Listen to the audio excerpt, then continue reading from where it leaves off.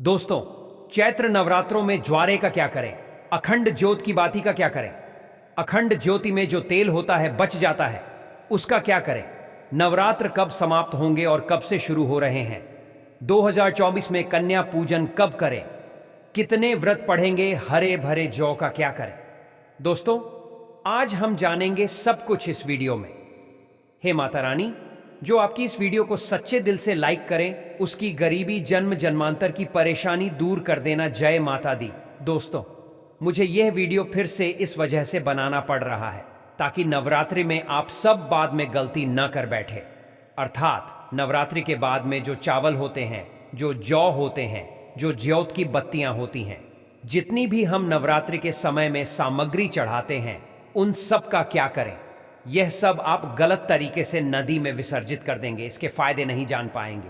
इसलिए मैं एक वीडियो फिर से मुझे बनाना पड़ रही है और मैं आप लोगों को फिर से जानकारी बता रहा हूं, तो यह वीडियो ध्यान से देख लेना।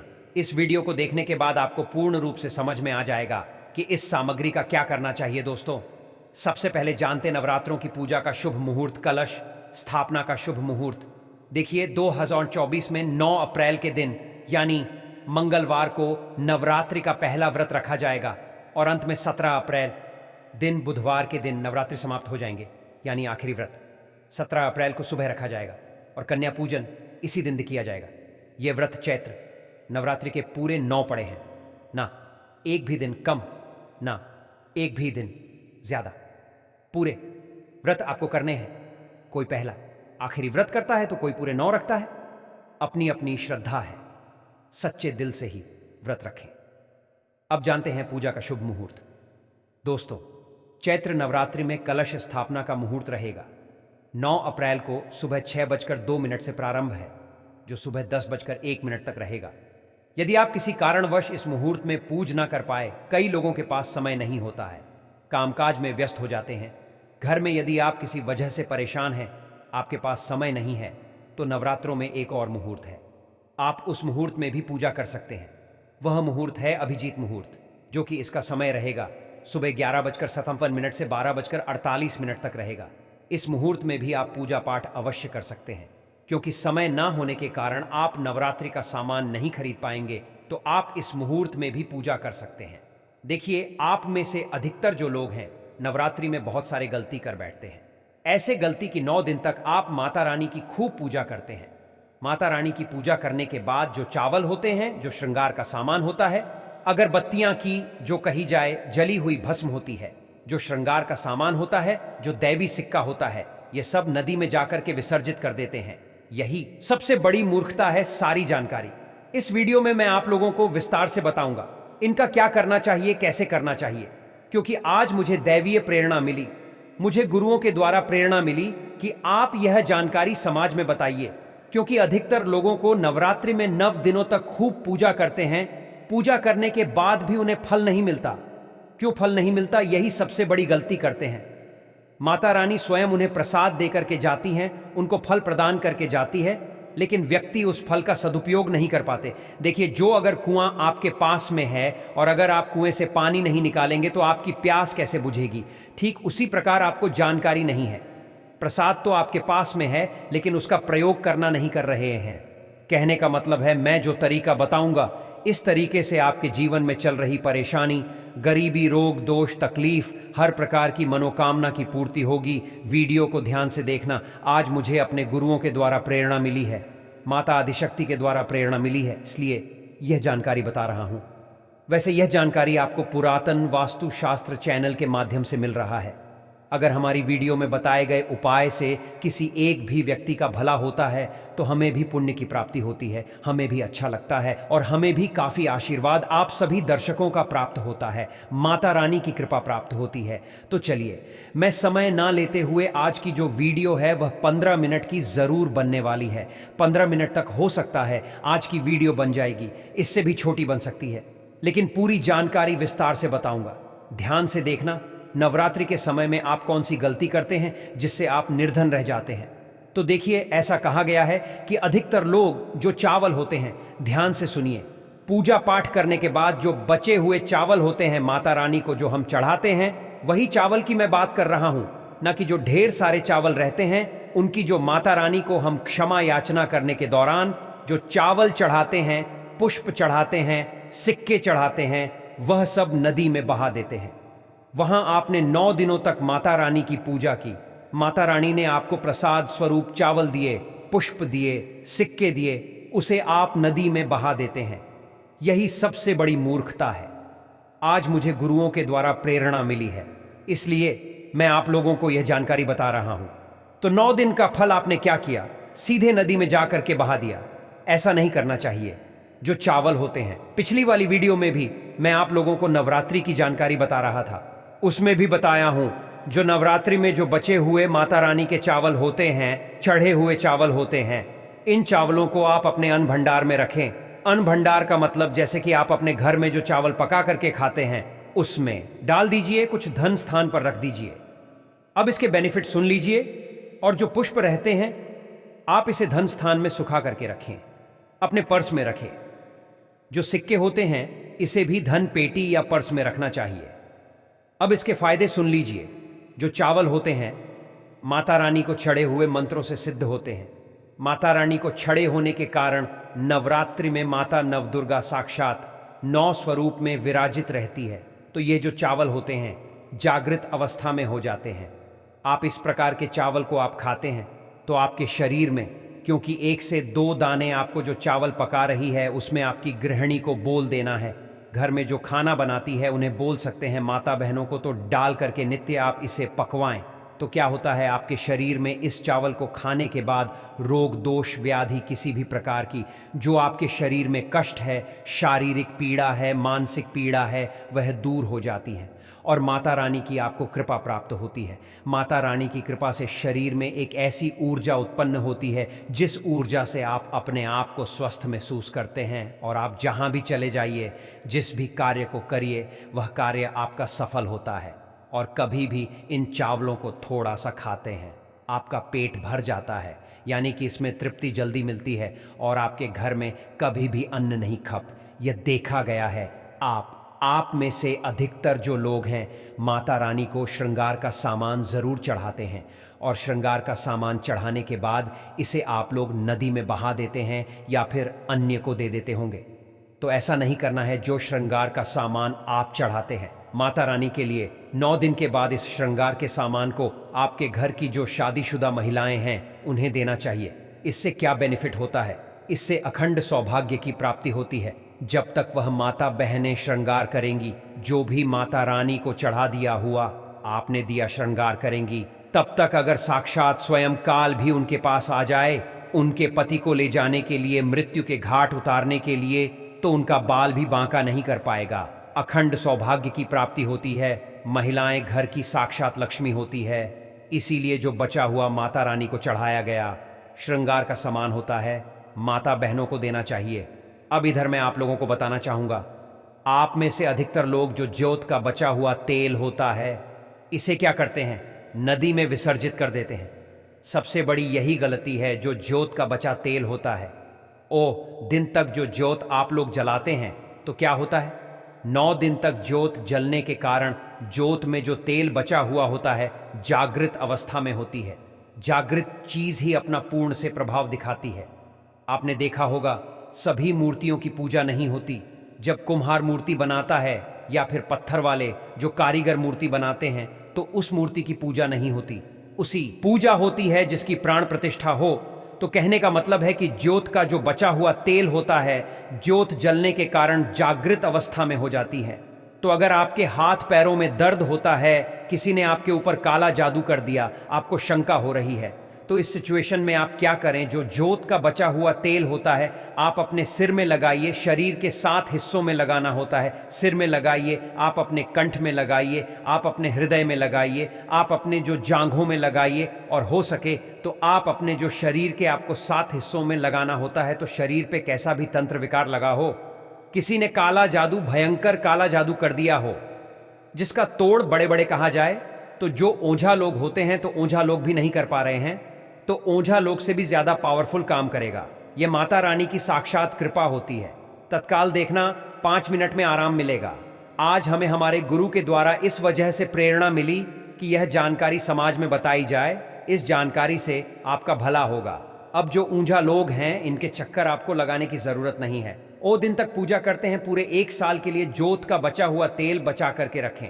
सिर होता है, सिर दर्द वाले हिस्से पर लगा सकते हैं। अगर किसी कारणवश कभी कभी ग्रह नक्षत्रों की पीड़ा के कारण सिर दर्द होता है तो वह सिर दर्द होना बंद हो जाता है। यानी कि जितनी भी परालू है, राहु है, केतु है, दुष्ट शक्तियों के द्वारा आपको सताया जा रहा है, तो यह तेल 7 हिस्से में बस लगाना होता है।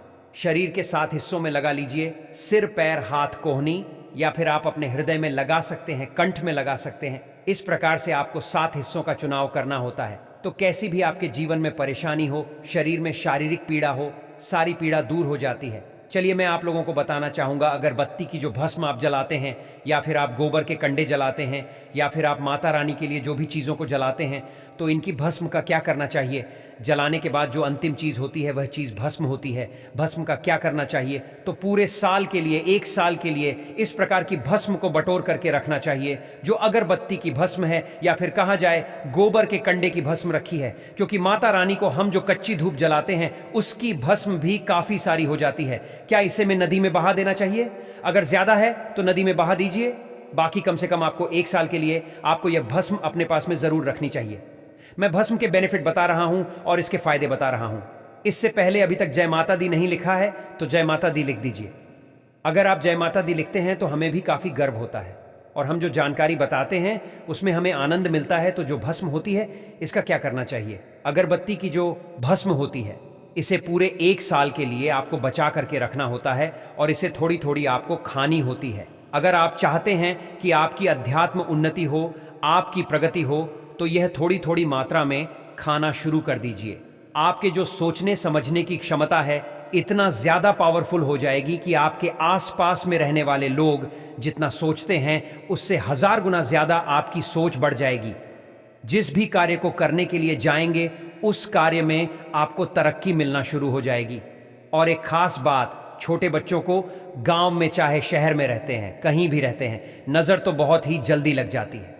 तो जो अगरबत्ती की भस्म होती है, माता रानी के लिए 9 दिनों तक आपने भस्म जला करके रखी है, उस भस्म का थोड़ा सा तिलक आप जो हैं उनके मस्तक पर लगाइए।